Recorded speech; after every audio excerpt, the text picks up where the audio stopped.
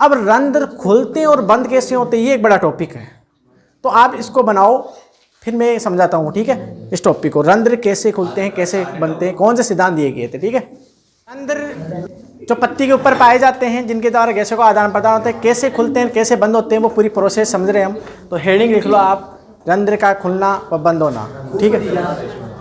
तो फिर डायरेक्ट लिखा दूँ और क्या है, बस रहने दो, ठीक है, हो गया।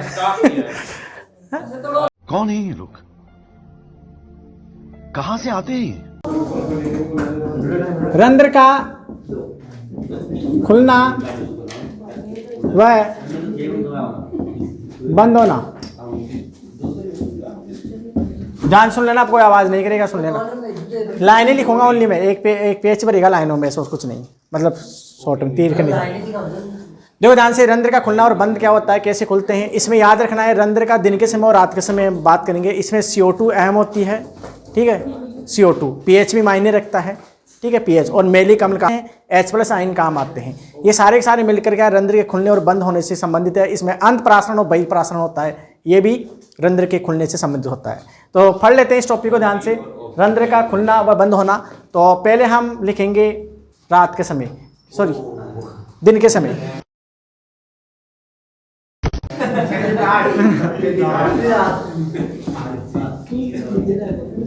दिन के समय, दिन के समय, ठीक है। अब ध्यान से सुनना, क्या होगा, ध्यान से सुन लो, ध्यान से सुन लो। देखो ऑक्जेलिक जो एसिड होता है ना, OOA, ये मैलिक अम्ल में कन्वर्ट हो जाता है। तो दिन के समय क्या होता है, सीधी सी बात है कि CO2 की मात्रा कम होती है, क्योंकि ऑक्सीजन मुक्त होती रहती है ना, दिन के समय ऑक्सीजन ज़्यादा मुक्त होती है। तो ध्यान से, तो दिन के समय तो CO2 की मात्रा, ठीक है, अधिक होती है, सार्यता अधिक होती है, सार्यता अधिक, और pH भी क्या होता है, अधिक, क्योंकि सार्यता है तो pH भी अधिक होगा, तो pH भी क्या होता है, अधिक। ये सारे अधिक होते हैं, ठीक है, अधिक। अब क्या होगा इन कोशिकाओं में, दवार कोशिकाओं में क्या होगा, दवार सेल में, दवार सेल में, ठीक है, दवार सेल में क्या होगा, ऐसे लाइनें लिखूंगा मैं तीर के निशान से, वैसे लिखना आप, ठीक है। दवार सेल में क्या होगा, मैलिक अम्ल जो ऑक्जेलिक एसिड से बनना था, मैलिक अम्ल क्या होगा, वियोजित होगा, यानी टूटेगा। तो मैलिक अम्ल का वियोजन, यानी ऐसे लिख सकते हैं मैलिक अम्ल का निर्माण, पहले तो मैलिक अम्ल का निर्माण, फिर मैलिक अम्ल का वियोजन, मैलिक अम्ल का वियोजन। देखो ऑक्जेलिक एसिड से पहले मैलिक अम्ल बनता है, और ये जो थ्योरी दे रखी है ना रंध्र के खुलने और बंद होने, ये सबसे मान्य जो दे रखी है ना, वो लेविट द्वारा दे रखी है, लेविट वैज्ञानिक ने, उसकी मान्य है। और रेस के वैज्ञानिक था, उसने विस्तृत रूप से इसे समझाया था। इससे पहले भी दो वैज्ञानिक थे, फ्यूजेनो और इमामुरा, उन्होंने भी इसके बारे में बना था। इमामुरा वो जापान के थे, अब नाम ये सही है, इमामुरा, फ्यूजेनो, है ना, वो जापान के थे। तो समझाया था, उसका श्रेय जाता है लेविट वैज्ञानिक को। तो ये जो थ्योरी पढ़ रहे हैं ना, ये लेविट की पढ़ रहे हैं। किसकी पढ़ रहे हैं हम, लेविट साइंटिस्ट की, लेविट साइंटिस्ट, लेविट वैज्ञानिक की पढ़ रहे हैं हम, ठीक है, याद रखना इसको, है ना। तो मैलिक अम्ल का वियोजन होगा, इससे क्या होगा, मैलिक अम्ल का वियोजन होने से मेलेट बनेगा प्लस H+ आयन बनेंगे, H+ आयन बनेंगे, यहाँ पर मेलेट प्लस H+ आयन बनेंगे, ठीक है। अब क्या होगा, H+ आयन बनेंगे, तो इससे क्या होगा, दवार सेल में, दवार सेल में, ठीक है, दवार सेल में क्या होगा, ये जो सहायक सेल है, ये सहायक सेल लिख रहा है ना, सहायक सेल, ये सहायक सेल क्या करेगी, दवार कोशिकाओं में, ध्यान से सुनना, सहायक सेल क्या करेगी, दवार कोशिकाओं में क्या करेगी, पोटेशियम आयन रिलीज करेगी। कौन से आयन, पोटेशियम आयन रिलीज करेगी, ठीक है। यानी H+ आयन तो बन रहे हैं दवार कोशिकाओं में, ये H+ आयन बने हैं ना, ये दवार सेल में है, ठीक है। और ये जो पोटेशियम आयन बनेगा ये कौन बना रही है, साइक सेल, तो ये इसको देगा और ये इसको देगा। यानी यहाँ क्या होता है, एक प्रकार से जैसे कह रहे हैं हम कि पोटेशियम आयन और H+ आयन क्या होता है, ATP खर्च होती है, ATP खर्च होती है और इनका एक्सचेंज होता है। ध्यान से सुनना, इंपॉर्टेंट टॉपिक है, एक्सचेंज होता है, ATP खर्च होती है यहाँ पर, ठीक है। तो दवार सेल से क्या हुआ, दवार सेल में क्या आ गया, पोटेशियम आयन आ गया और दवार कोशिका से H+ आयन बाहर निकल गया, ठीक है। तो यहाँ देखो दवार सेल में, तो दवार सेल में क्या होगा, ये इनकी मात्रा पोटेशियम आ जाएगा। तो पोटेशियम आते ही क्या होता है, ध्यान सुनना मैं क्या कह रहा हूँ, पोटेशियम आते ही क्या होता है, अंतःप्रासरण बढ़ जाता है। मतलब ये दवार कोशिका जल, आसपास का जल है ना, उसको अंत शोषित कर लेती है, तो ये फूल जाएगी, तो मतलब पोटेशियम मेलेट बन जाएगा एक प्रकार से, ऐसे कह सकते हैं। तो दवार सेल में, तो पहले तो क्या हो गया यहाँ दवार सेल में पोटेशियम मेलेट का बनना, ये बन जाएगा तो क्या होगा, दवार सेल में अंतःप्रासरण होगा, पोटेशियम आयन बन गया ना। अरे पोटेशियम आयन दवार सेल में आ गए, क्या कह रहा हूँ मैं, पोटेशियम आयन दवार सेल में आ गए, याद रखना है। तो दवार सेल में अंतःप्रासरण का मतलब आसपास के जल को अवशोषित कर लेगी, जिससे इसकी की प्रासरण सांद्रता बढ़ जाएगी। दिख रहा नहीं यहाँ तक, प्रासरण सांद्रता बढ़ना, प्रासरण सांद्रता में वृद्धि होगी। अब देखना प्रासरण सांद्रता में वृद्धि होती है क्या होता है, कोशिकाएं फूल जाती है, यानी टर्जिट हो जाती है। तो दवार सेल टर्जिट प्रेस हो गया ये, तो एक और बचेगा, दवार सेल टर्जिट यानी फूल जाना।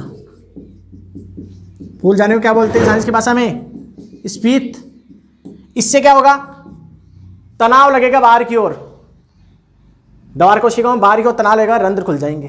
तो दवार सेल में तनाव, दवार सेल में बाहर की ओर के तनाव, बाहर की ओर तनाव, रंध्र ओपन, बस। ये तो हो गया दिन के समय। क्या कह रहा हूं, एक बार, दिन के समय क्या होता है, CO2 की मात्रा कम होती है, क्योंकि ऑक्सीजन रिलीज होती है ना, तो दिन अरे ऑक्सीजन रिलीज होती है दिन की, रात के समय क्या होता है कि ये श्वसन प्रक्रिया थोड़ी कम हो जाती है, तो CO2 की मात्रा ज़्यादा बढ़ जाती है। तो दिन के समय क्या ऑक्सीजन, वो CO2 की मात्रा कम होती है, यहाँ पर मात्रा कम होती है, सार्यता अधिक होती है, pH अधिक होता है, ठीक है। सिंपल सी है, क्योंकि ये अम्लता बढ़ाता है, सिंपल सी बात है, तो सार्यता बढ़ेगी, ठीक है। तो इसकी कम होगी तो क्षारता बढ़ेगी। अब क्या होगा, दवार सेल में मेलिक अम्ल का निर्माण, मेलिक अम्ल का वियोजन होगा, मेलेट प्लस H+ आयन बनाएगा। यहाँ से पोटेशियम आयन दवार, इन साइक सेल से दवार कोशिका में आएंगे। इससे क्या होगा कि दवार कोशिका में अंतःप्रासरण होगा, कोशिकाएं फूल जाएगी। कोशिकाएं फूल जाने से क्या हो जाएगा, दवार कोशिका बाहर की ओर दबाव लगेगा, रंध्र खुल जाएंगे, ठीक है। रंध्र खुल जाना, तो रंध्र इस प्रकार खुलते हैं। अब रात के समय क्या होता है, जो ये क्रियाएं पड़े रात के समय उल्टा हो जाएगी। रात के समय CO2 की मात्रा ज़्यादा होती है, तो उसे बंद होना रंध्र, तो उसे हम पढ़ते हैं, वो थोड़ा छोटा है इससे, ठीक है। इसे लिखे आप,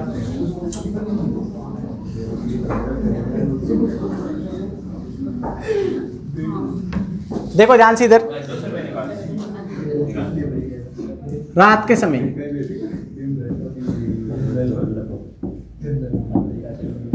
देखो, रात के समय क्या होता है, CO2 की मात्रा अधिक होती है, ठीक है। तो CO2 की, हाँ वो तो सही बात है, मात्रा अधिक, ठीक है, अधिक होती है। pH क्या होगा, कम होगा, ठीक है। अम्लता बढ़ रही है ना, तो pH कम होगा, pH ज्यादा होगा, नहीं pOH कम होगा। अरे 1 से लेकर 14 तक pH हम मानते हैं, तो एक की ओर जो होंगे तो वो कम ही हो गया ना, pH यानी अम्लीय हो गया, तो अम्लता अधिक है ना, सार्यता कम, सार्यता कम होगी, तो pH तो अम्लता में क्या जाएगा, अरे pH का मतलब 1 2 3 4 5 6, तो pH जैसे जैसे 14 के करीब जाते हैं वैसे बढ़ना होता है, तो pH तो कम ही हो रहा है, तो मतलब अम्लता बढ़ रही है। तो समझ रहे नहीं क्या, अभी 10वीं क्लास में पढ़ के आया है।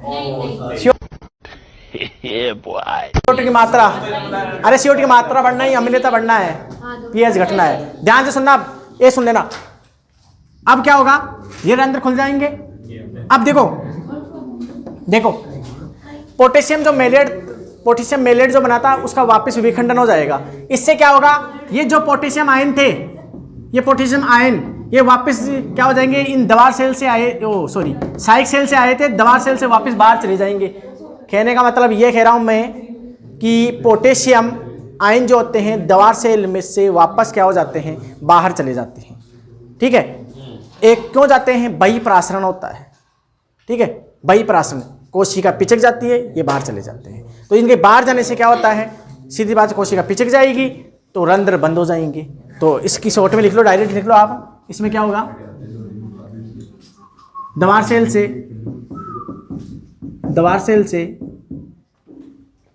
सेल से पोटेशियम आयन निकल जाते हैं।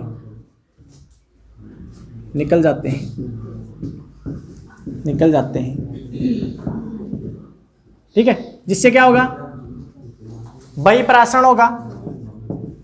बहिःप्रासरण किन में, दवार सेल में।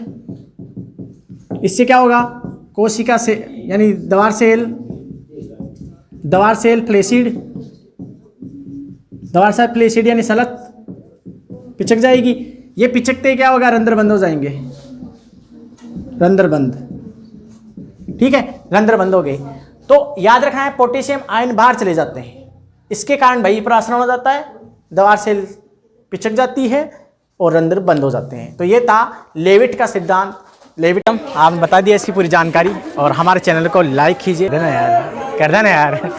वैज्ञानिक का रंध्र का खुलना और बंद होना इंपॉर्टेंट होता है। ठीक है, इसके अलावा और भी टॉपिक है इस चैप्टर में, देखेंगे इन्हें भी, है ना।